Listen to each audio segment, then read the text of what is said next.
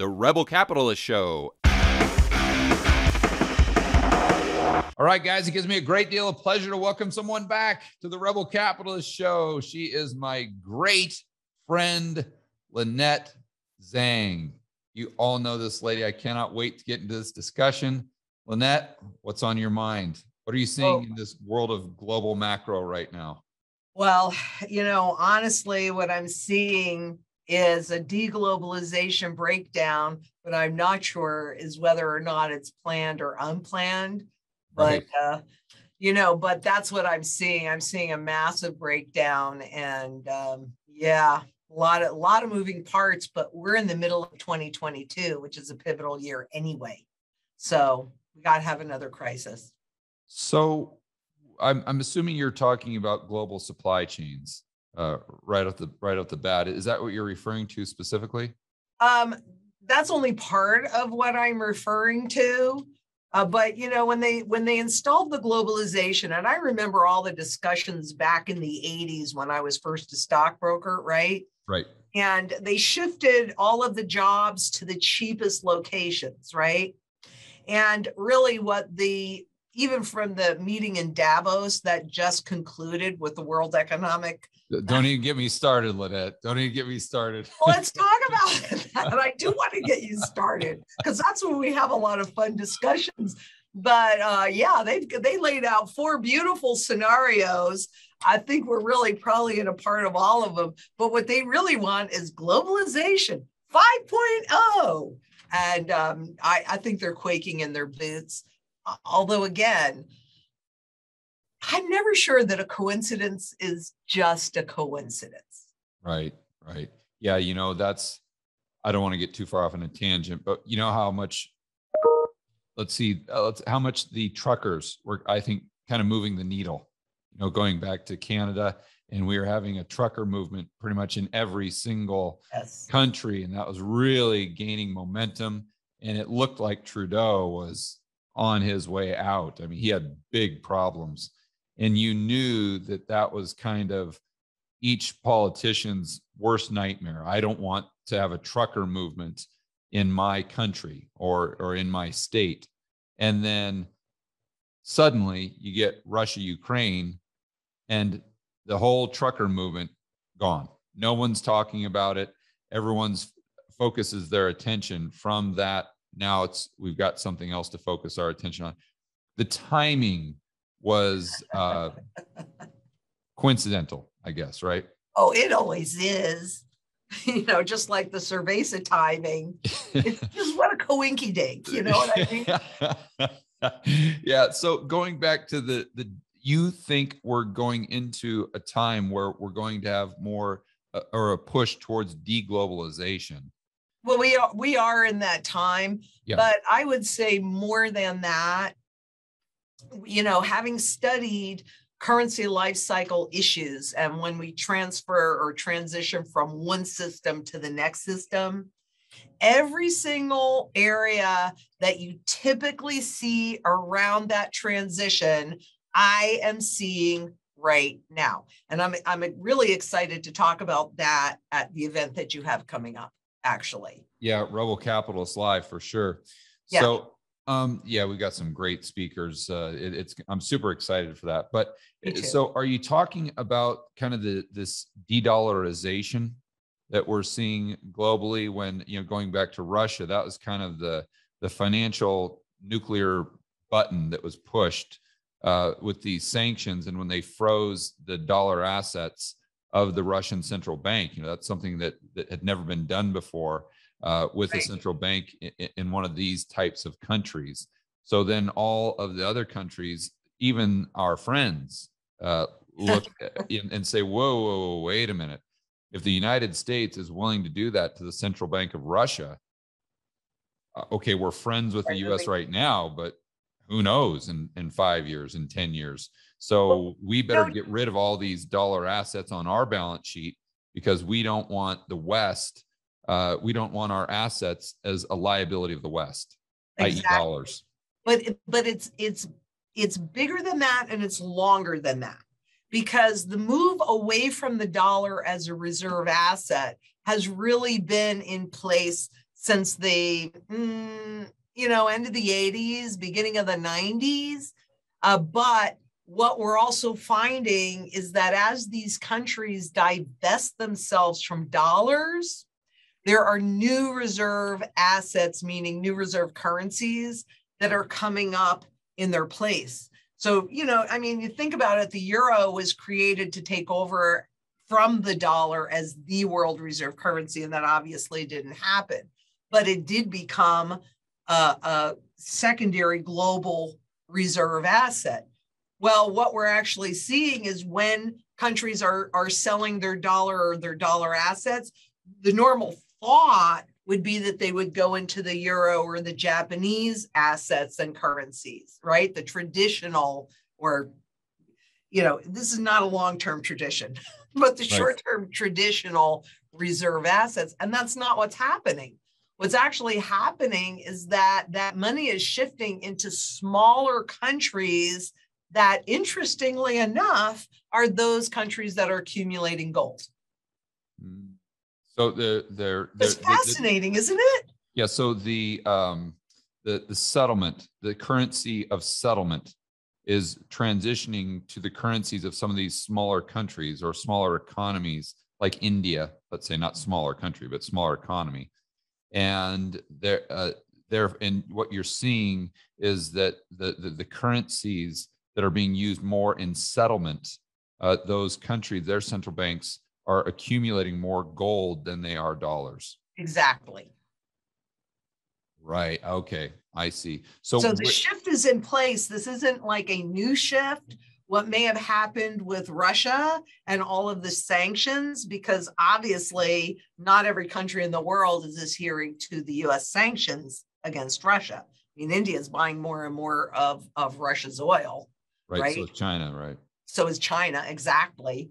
But the shift that started back in the end of the 80s, beginning of the 90s, maybe this is coming to conclusion because 100%, George, I really have not even one little doubt in my mind, but we are 100% at the end of this whole big experiment.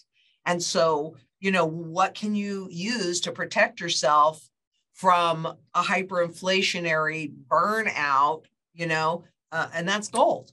And so, those countries that are accumulating gold are becoming more desirable to hold as reserve and to use, because gold is the factor that makes country to country trust each other. I mean, it has no borders. Yeah, right. And it has no counterparty risk. It's settlement in and of itself. It's final settlement. It's no one else's liability, basically. Exactly. Yes. So I think when you start talking about hyperinflation, people look at the DXY and they say, okay, Lynette, well, the dollar has gone from 95 on the DXY up to, let's say, 105, I think maybe down to 102, 103, something like that. But I don't want to put words in your mouth, but I think when you're talking about this, this old system that we're moving away from it, you're talking about the fiat system in general, not necessarily just the United States dollar. Correct. And so, Brent Johnson, as an example, his argument would be, well, Lynette, that's true, but Japan and Europe is in even worse position than the United States. They're going to have to do more QE. They're going to have to do more debt monetization. They're going to have to do more stimmy checks, more government deficit spending. So the dollar is only relative to those other currencies when you're measuring it on the DXY. Now, Correct. Your point is that all the currencies are going to hyperinflate, I'll use that term loosely, against true money at the end of the day, which is gold. Now, some of these smaller countries' currencies could do a little bit better, but as far as these main currencies, the dollar, the euro, the yen, these are going to fall massively against gold in the future years because of this transition onto a new system. Yes, but let me also add that it isn't just against gold. It's against anything that's really tangible and real. Okay. And so much of what we see happening in the stock and the bond market with that level of volatility, I feel like we are already in the storm and the bridge the currency bridge is swinging this way and that way. And then at some point, there will be some factor that will enable or promote a crumbling of the whole system, because they've got to put the new system in place. And we have to feel enough pain to just automatically accept it. And, much as they've been, trying this experiment in different countries to see how easily people will accept it, meaning like El Salvador with using a digital currency. Right. Well, yeah, we've got the Fed now accounts, right? You push a button, put money in there and say, hey, go spend this before Friday the 15th or whatever that is. What are people going to do? Well, it's free money. It's free money. At least that's the perception. They'll go use it, but then will they reload it? They're having some challenges with that. Some countries that are attempting that. So they need to figure that out. But if we're scared enough, and if, say, the digital currency is set up to appear to maintain value better than the other currency, then what will people think? They will think, oh, okay, this is safer, so this is okay. And they'll give you as much as they need to give you to get you addicted or at least comfortable and confident in that new system. Like, how do you catch a wild hog? Right? You put in those. Oh, you don't? Well, I have heavily up in my bug out house. Well, the way that you do it is you take some feed and you put it in a place. Okay. And at first, the hogs will stay away from it, but after a day or so or whatever, no other activity, okay, they'll go in and eat. And then at night, you go in and you put up just one side of the fence. Well, they're a little weary of it, but once it stays there, they don't see any activity, they go and they eat. And then you put up the second side and the same thing happens. You put up the third side, the same thing happens. And now they're so comfortable that that's where they're going to get their food. It's real easy to put up the fourth side and you got them. Oh, yeah, right. Boiling the frog slowly. Yes. Yes. When you're talking about this digital, you're talking about a central bank digital currency. Yes, I am. I am referring primarily to central bank digital currency because that's programmable money. Yeah, and then they track every single penny of income. They track every single penny of outgo, but they can direct that. And they can direct how long that money is good for. And, what did the government tell us? That digital currencies are really good because then they can do lifetime taxes. And guess what? They can pull your taxes out every single day or every single time a paycheck hits. Oh, you made this much, we're pulling out this much. And what are you going to do about it? Nothing. And, for central banks, they want to be able to implement policy in real time. Right. So it takes 18 months to run through the system now. Oh, you're not spending enough? Okay. There are then, their words, not mine, no limitations on how low they could push those interest rates. So you're sitting there watching your bank account evaporate. You're not even shopping. What are you likely to do? So it's more obvious than the erosion of value that the inflation creates, but they're out of purchasing power to rob. Yeah. Isn't that interesting? Isn't that interesting though, Lynette? I think you just made a great point that most people don't realize is that inflation essentially is a negative interest rate. Yes, it is. But for some reason, if people were receiving a negative interest rate in their bank account, they would go ballistic. Right. They would completely lose their mind. But yet they've got right now, according to the government, they're paying a negative 8.3% interest rate, due to consumer price inflation, and they don't connect those dots. But somehow a negative interest rate coming directly out of their account to where their balance was actually decreasing, then it makes it obvious to them. Exactly. And it's just like when you look at their definition of price stability. Now, if you say, well, price stability to most people, what they would think is that the price stays just the same, right? It's the stable price. But that's not actually what that means. What that means is that they are robbing you of your purchasing power at a low enough pace that you don't really notice it. And therefore, you as a worker do not ask for more money to compensate for that loss. Yeah. Okay. You know who had a great, Schiff has some of the best examples or analogies or whatever. When he was talking about maintain price stability, he talked about some guy that weighs like 500 pounds going into the doctor. And the doctor's saying, you need weight stability. You need to stabilize your weight. And the guy's saying, oh, okay, well, then I only need to gain 10 pounds per week, right? And the doctor's saying, no, you need to gain 0 pounds. You need weight stability. But in the Fed's mind, that would be still gaining weight, but maybe at a slower rate, right? Exactly. So I thought that was a great way to describe it.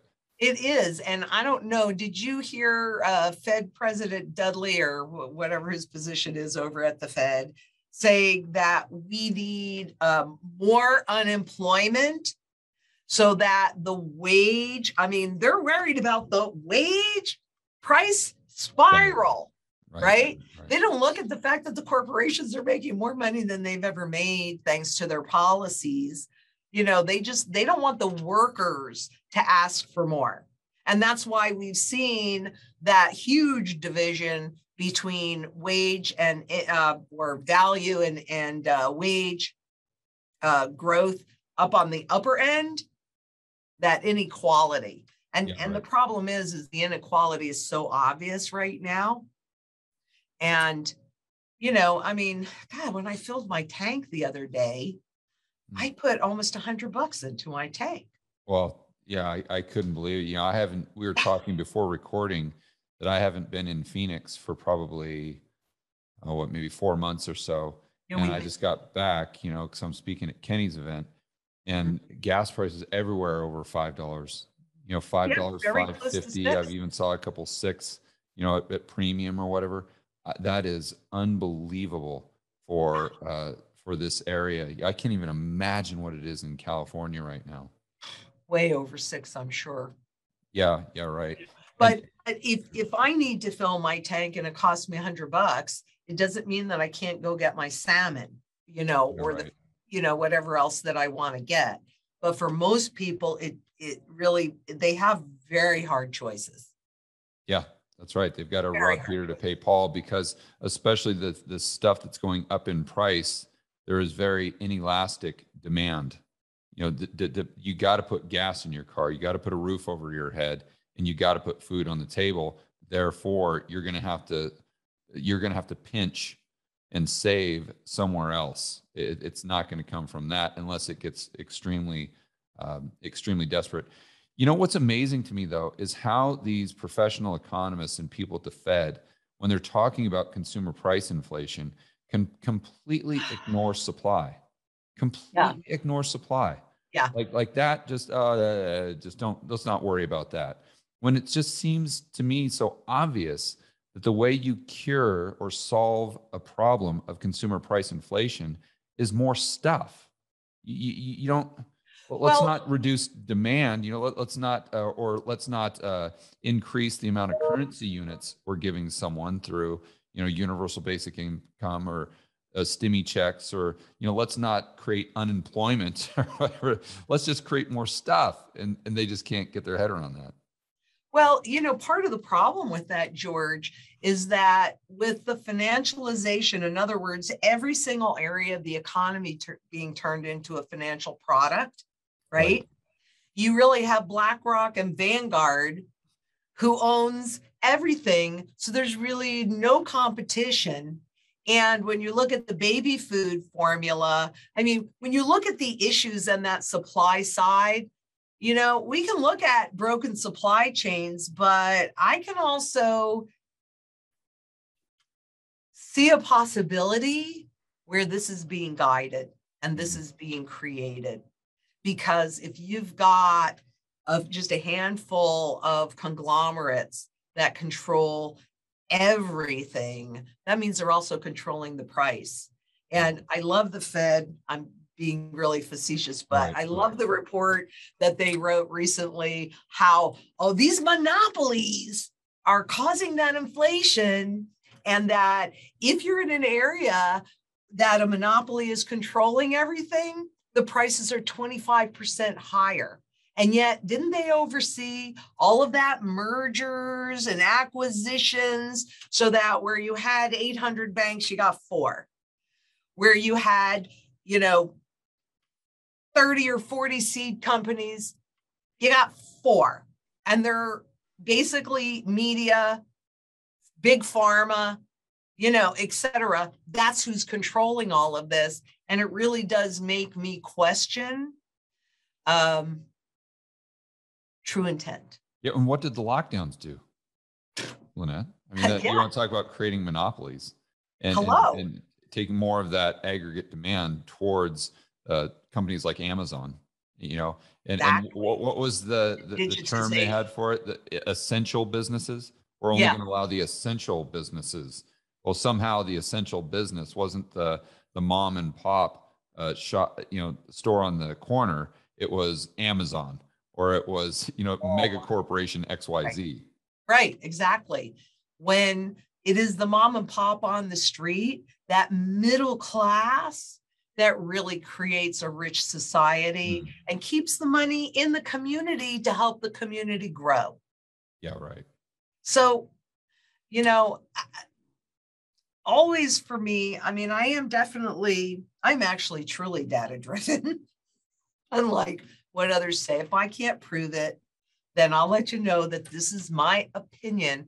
But, I question everything, and I think it is more important than it's ever been to be as independent and self-sufficient as possible. Become your own central bank so that you protect your value, the value of your labor, and you can do that with gold.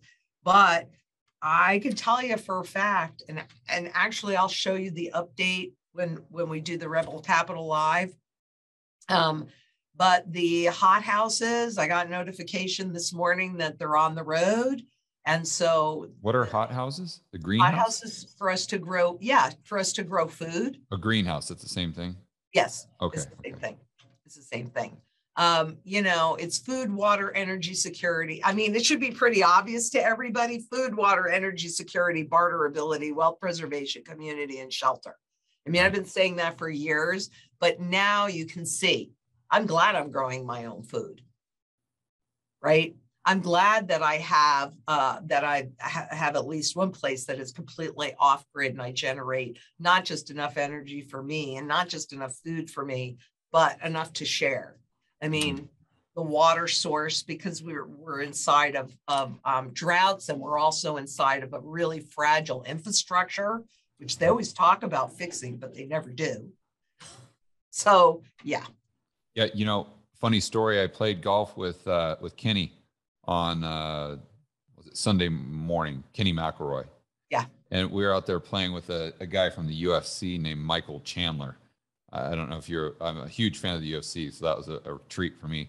But Kenny bought a bunch of I won't say where, but he bought a bunch of properties, building a new house, and he's actually doing a 1-acre urban farm on the property. And I think one of the things that really motivated him to do that is the discussions that he's had with you. Because I said, "Oh, you're doing what Lynette's doing." And he's like, "Yeah, exactly. You got it. You got it." I'm honored. Well, I'm glad, because if I can have influence to help somebody be independent and self-sufficient, even with just one person, then everything that I do is worth it. Yeah, for sure. I just wanted to point that out so people realize that there are a lot of, let's say, influential people that are listening to what Lynette is saying and implementing her strategies. I'm very honored. Sure. Yeah. And I appreciate it. It's what I was put on the planet to do.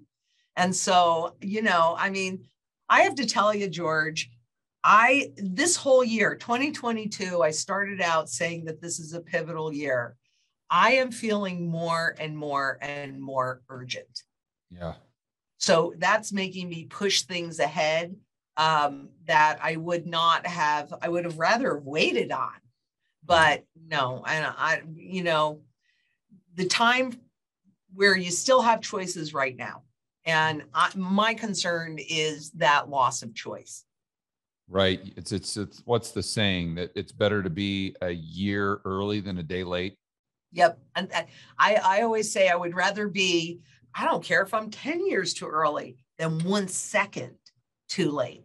So not even a day. If you think about what happened back in 2008, the markets froze and boop, 24 hours, you lost all your choices. Right. Yeah. You know, so yeah. And I see that again. I definitely see that as a probability again. I'm sure you get this a lot.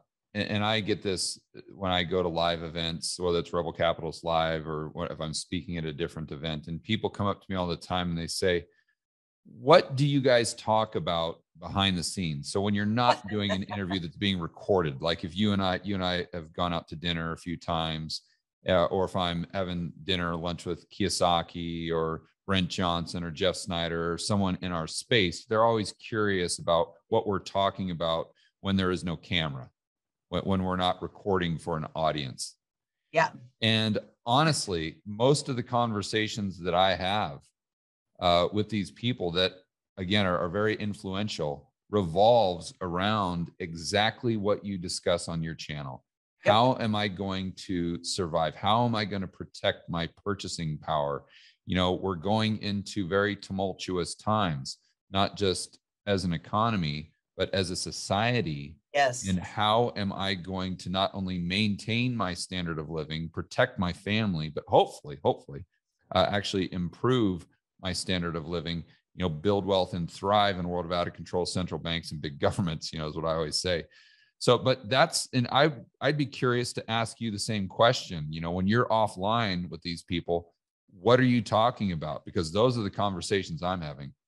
Well, we're talking about the same thing that we're sitting here talking about now.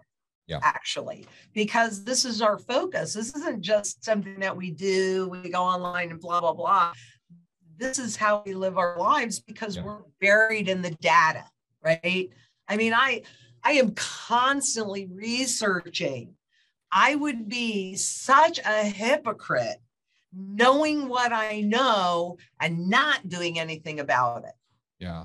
And you know, for me, integrity is everything. So I'm not going to tell anybody to do what I'm not doing. And I'm not going to tell anybody to just follow me blindly or just my opinion is the only right opinion. That's why you always see me put links to all of my work, because I want people to hold my toes to the fire. And I want people to think for themselves and formulate their own opinions, because my opinions are based upon all of this data and all of the years of experience that I've had in these markets. I've been groomed for this moment in time. But when I'm sitting, you know, I mean, seriously, I have, George. It's kind of an interesting thing. Yes. But no doubt, I'm doing what I was put on this planet to do. So yeah, we talk about this. Now, when I'm with my grandkids, then we're doing other things. And I don't talk about this. Maybe a little bit, but not a lot. So let's go back to Davos and the World Economic Forum here. Davos. We're talking about central bank digital currencies a little bit. And I know a lot of I can't remember, probably the gal from the IMF, she's always talking about it. But they started, they're talking more and more about this eSDR. And my base case is they want the digital SDR to be the global reserve asset. Now, 100%. Not necessarily that we're trading SDRs back and forth at a local level. So I think within the US domestic economy, we've got a dollar, called Fedcoin, central bank digital currency. But the reserve assets the central banks are holding on to is the eSDR that is issued exclusively by the IMF, which, you know, it always takes me back to that Henry Kissinger quote, which is very applicable today. He said, if you control the food, you control the people. If you control the energy, you control countries. And if you control money, you control the world. And so I think that's their way of controlling money and then potentially controlling the world. What do you think about that idea? Actually, prior to 2009, I knew that when one currency goes away, something else has got to go in to replace it. But I've actually been talking about that probability since 2009. The eSDR being the global reserve asset, not necessarily correct. Transactional to local level, right? Okay. Correct. And that's because the SDR is composed of as many currencies as they want. So if they wanted to put every local currency in the world as part of the SDR, they could do it. And it makes the most sense because then you can simply, you could trade it globally and just translate it into the local currency because it's already a part of it. So, and it's been around since 69. The SDR has, not the eSDR, but whatever. They're all ESDRs really, because they're all electronic. They're not like real currencies. Right. But the part that bothers me the most about the IMF and the control with the SDR is their stated goal of having all of the assets held on a token and broken down. So I have $100,000 in equity in my house, right? And now it's on my wallet and it's broken down into teeny weeny increments. So I see this blouse that I want and I don't have the earned money from it, but I have the equity here. Right. And we've been really taught and trained to think short term, 15-second blips, right? And we're consumer driven. So in that way, you volunteer to spend all your money, and going back to Davos and the WEF, you will own nothing, but I don't think you'll be happy. And who are you going to blame when you're the one that made that choice?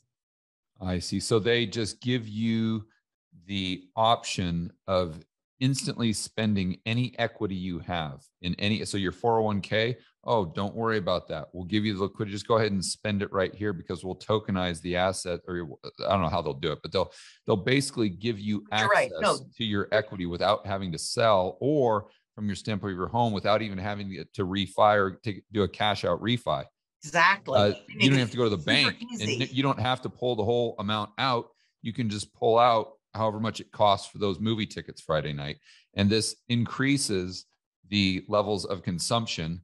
And people wake up one morning and all their home equity is gone because they've spent it in these $10, $20, $100 increments because the central planners gave them access, and then the equity is gone. Then effectively they own nothing. And who can you complain? I mean, if you go in and if the government or the IMF or whoever came in and stole your house, you'd know about it and you probably would attempt to fight them. Right. But when you're the one that's positioned, and it's all perception management, right? When you're the one that has actually spent that equity, you can't turn around and point a finger, right? Because you're the one that did it. Yeah. And what else is interesting is if you think about the world moving into this basically global fascism. Yeah, 100%. Then the way the World Economic Forum calls it, this public-private partnership, basically governments and these big mega corporations. Yeah. But they're trying to wipe out the small and mid-sized business, have all of that aggregate demand go into these mega corporations like Amazon, I believe, because it's easier to control one person, one CEO, than it is to control a million CEOs. Yep. And if you're talking about the people spending all of their equity, if they're spending those dollars or currency units with fewer and fewer and fewer corporations that the World Economic Forum influences, then basically when you say who will own everything if I own nothing, basically that purchasing power, that equity goes from the average Joe and Jane directly to mega corporation XYZ that is influenced, let's say, to put it mildly, put it mildly. And also, can't they also the World Economic Forum, right? Yeah, 100%. And then if these few corporations own everything, you have the illusion of choices, but who controls the prices? Yeah, but even if that corporation doesn't own even if their name isn't on the title. Oh yeah, it doesn't even matter. if it's still your name, who cares if you have zero equity, because all of that equity essentially has gone to the mega corporation. Yeah, I mean, in 2008, they obviously bailed out the banks. Yeah. Did they do that in 2020? No, because 2008 was too close to it. But that's when the system died. But did they do the same thing this time? Yes. But this time they gave stimulus, which is minuscule compared to what the corporations got. Right. But it was about the people continuing to spend, just like UBI is and will be about the consumers continuing to spend and the corporations locking in those massive profits. And if this corporation, one corporation owns Coke and Pepsi. So you think there's a competition because there's Coke and Pepsi. But if the same entity owns both, is there really competition? Yeah. No. Yeah. And I want to be clear, because a lot of people say, well, Lynette and George, what are you talking about? Because that's free market capitalism. That's the way it works. You guys wanted capitalism. Well, now it's time you reap what you sow. And I do want capitalism. I'm a proud capitalist. But they don't realize, but they don't realize that that's fascism. That's not the only way you can get these mega corporations for long periods of time. And now you can have them, temporarily, but for over long periods of time and growing bigger and bigger and bigger is through the assistance of government. Exactly. So government allows them to eliminate their competitors, and government props them up. Government bails them out. In a free market system, we would not have corporate bailouts. We would not have the Federal Reserve coming in and setting up a special purpose vehicle in March of 2020 to buy corporate debt to make sure that the interest rates they have to pay when they roll that over isn't increasing to a level that puts them out of business. That's not free market capitalism. And that's why I always say, whenever I use the word capitalism, I always preface with free market capitalism. It's not just private property. It's all about the free market working with the exclusion of government and central bankers.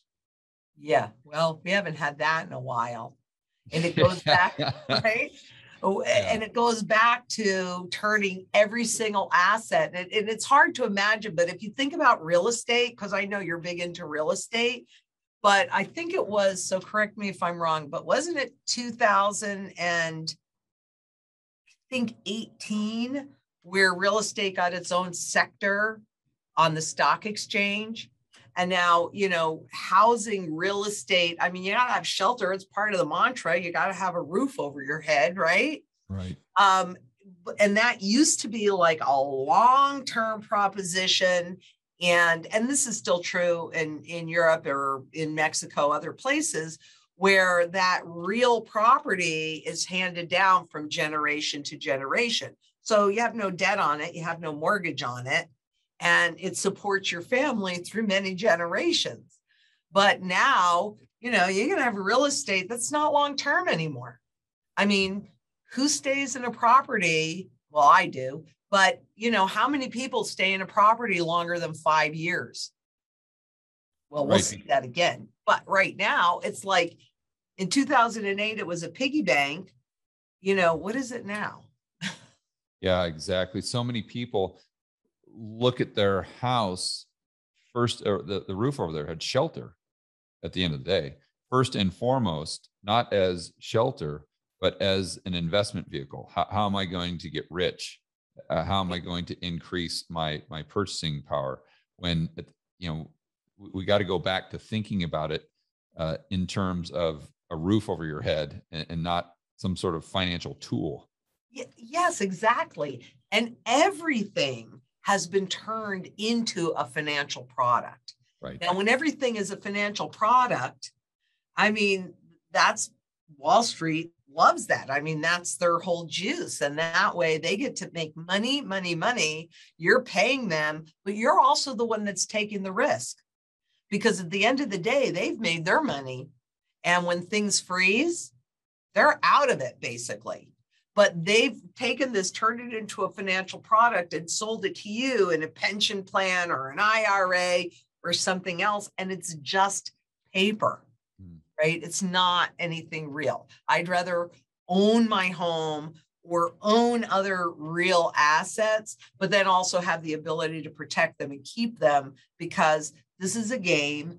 You know, we're not really invited to play at a real level, right? So you have to make sure that you can protect yourself. And I don't want to make a mistake about this. You know, my father was a developer, so real estate's kind of been in my blood forever. So I'm not talking about that. I'm talking about what Wall Street has turned it into. Right. Yeah. What role do you think the domestic commercial banks will have if we move into a system of a Fedcoin, central bank digital currency? That is really a great question, and one that gets debated all of the time, because the commercial banks are the intermediaries between Fed and government policy and the public. And with the advent of the Fed Now accounts, which are already in place, and when we convert to the Fed coin, it almost could bypass them. So they're trying to figure out a way to keep them on a level as intermediaries, right, and then bypass that as well. But I think that's why fintech is so important to the big conglomerates, Chase, Bank of America, et cetera, that they're waking up to that fact. I think slowly. You know, you can't turn a ship in a thimble of water. It takes a minute. But I think that everything is morphing. So when I look at what their role is, and I did a piece on this, I don't know, a year or so ago, where I looked at the sticky relationship that banks have with their customers, right? Yeah. You set up a bank account. How often do you change it? You really don't change it, right? But then you've got these, all of these big financial or digital companies like Meta and Google, et cetera, that knows every habit of yours, right? They know everything. And so now what we've been seeing is a merger between the two. And I think that's their position, is to cross that, complete that bridge or complete that integration and just have a lot more control to feed data to the Fed. So it's the roles of the commercial banks are shifting, but they're also shifting to retain all of that power. It'll just look a little different. Yeah. So they'll just be branches of the Fed to serve a purpose of Big Brother. So absolutely. Full surveillance economy. They know everything, really. They know everything about you. I mean, all the research that I do online, you think they don't know that I'm doing it? Now, I'm a little fish, so I don't know that they care, but I could be wrong about that, but I don't know that they care. But have I self-censored to make sure that I could stay online and be helpful to people? You know, one thing I've always wondered, and I have no proof of this, but it seems odd.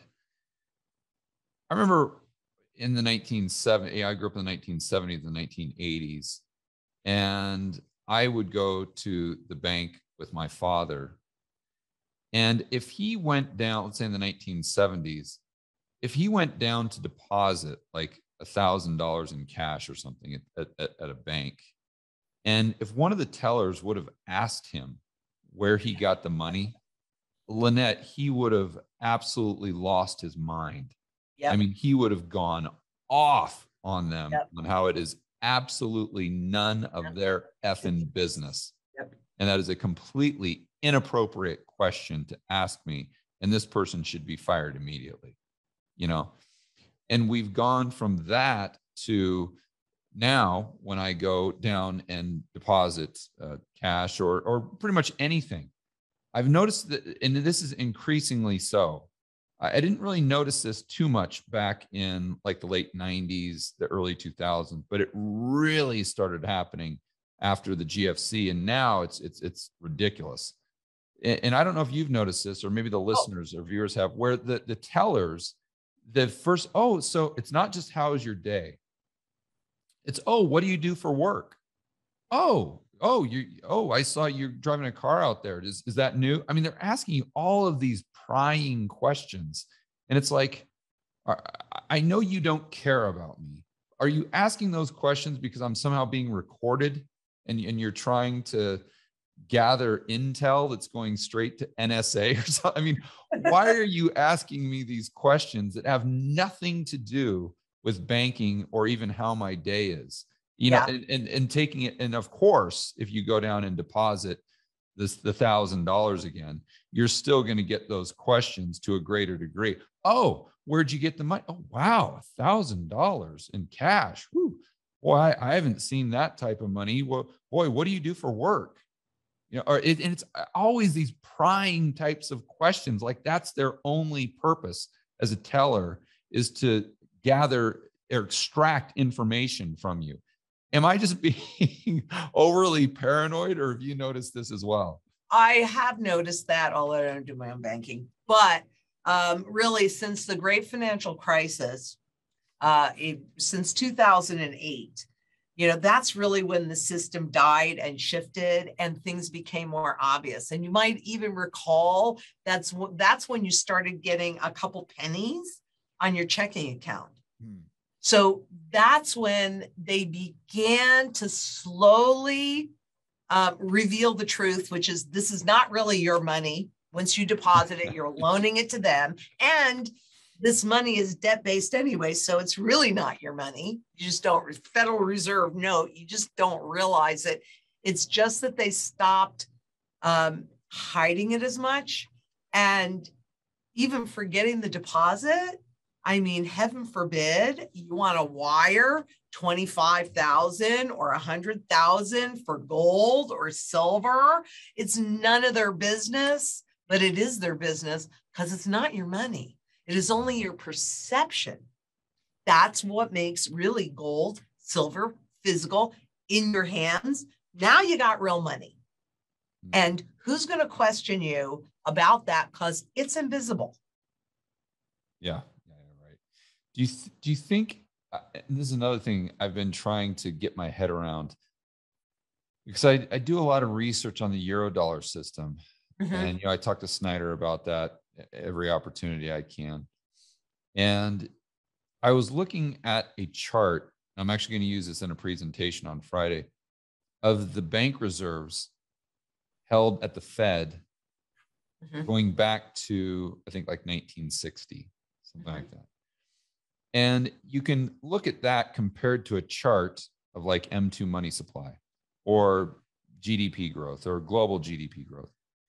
And you see, and as you know, well, most of the people watching this video, those bank reserves are just a tool that the banks can use to expand their balance sheet. They're not lending them out, but they can use those to back up new loans that are being created, new dollars that are being created. Right. But in 1987, the total amount of bank reserves at the Fed was about 60 billion. In 2007, just before the GFC, it was 40. It went down by $20 billion, yet M2 went from, call it 2.7 trillion up to 7.5 trillion. Think about what global GDP did. It went completely exponential. So you sit there and think, okay, well, this has to be, you know, on the bank's balance sheets. They have to be increasing. They have to be doing all this stuff outside of the Fed's balance sheet. And then in 2007, when we had, or 2008, when they had the GFC, the bank reserves go from 40 billion up to 3 trillion. And now, you know, we were up over 4 trillion. It's probably come down a little bit. But the first point there is, you can see that the system that we had completely broke. Oh yeah. Completely broke. That's why I always say it's never been fixed. So what I tried to think about is, let's just assume that the Federal Reserve never did anything. They didn't bail out the system. They didn't bail out the global financial system. They didn't have, we didn't have the TARP program. They didn't do quantitative easing. None of it. They just let free market capitalism work. Because we had this system that was producing all of this global liquidity just contract, that obviously we would have gone through a massive depression, but we would have had to come out the other side with a different type of system, a different source for the liquidity. Do you think we would have gone back to a gold standard? No. Not at this point, because what gold does is it requires fiscal responsibility. So we won't do that until enough confidence is lost and they need to regain our confidence. That's when we'll go back to a gold standard, because I don't know any politician or any banker that is ready to be fiscally responsible. And I will also say, since you talked about the reserves, it was in 2008 for the first time that the Fed started paying interest on those reserve balances. Right. Now we are in an ample reserve system, which means they're just creating that. And there is such a tight, or there was during 2008, I haven't looked at it in a little while, but it broke down. There was an extremely tight correlation between the monetary base and the amount of reserves that were held by the banks at the Fed. Because what they were doing was just creating the money and giving it to the banks and then paying interest on it, so that they were guaranteeing some level of profitability, for the banks. But 100%, I agree with you.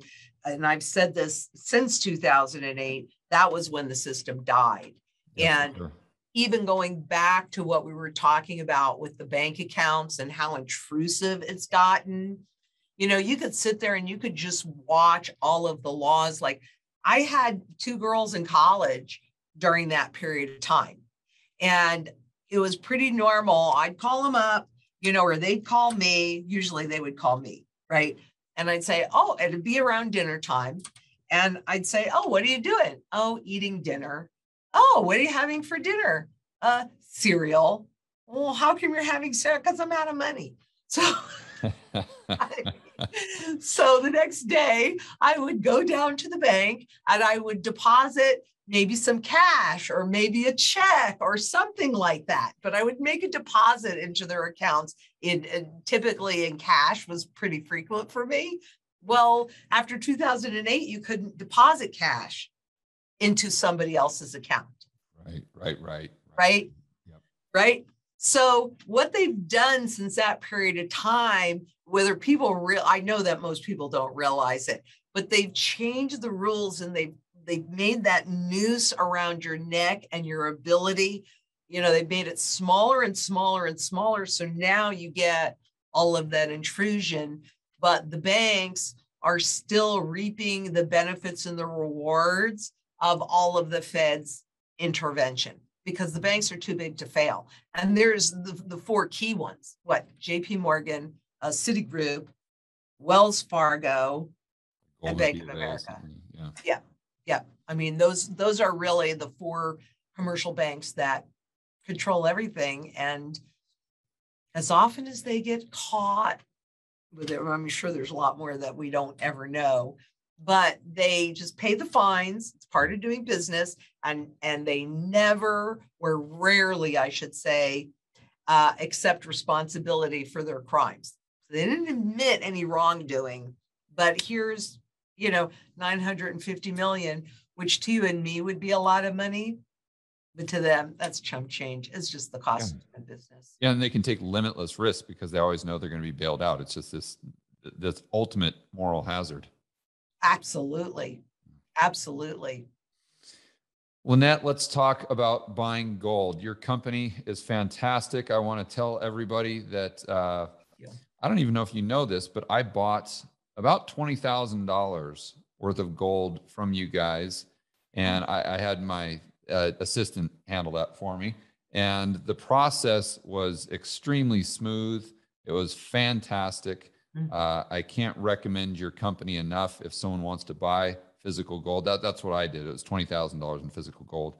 So tell us about the service that you guys offer and how it's a little bit different, more of a white glove service. Yeah, because, we've been around since 95 and we're not a transactional company. We're a relationship company. Yeah. So, therefore, what we really want to know, and this is really what makes us different, is we want to know what you're trying to accomplish so that we can help you get there. And we can create a strategy for you to help you survive and thrive through this so you come out the other side better. But we're very hands-on. We love human contact and we like to take care of people because we're here to be of service. Yeah, so, that's why Adriana said, oh, well, where should I buy the gold? And as soon as I was on the phone with her, I'm like, oh, just call Lynette.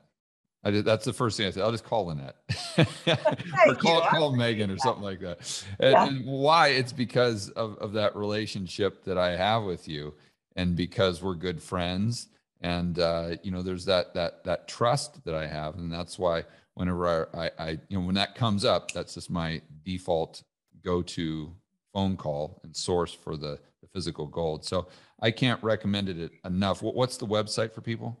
itmtrading.com, and of course the YouTube channel. So I'm trying to help people make educated choices like you are. And that's, you can either go in and search ITM Trading, or you can search my name, Lynette Zang, and I'm pretty prolific.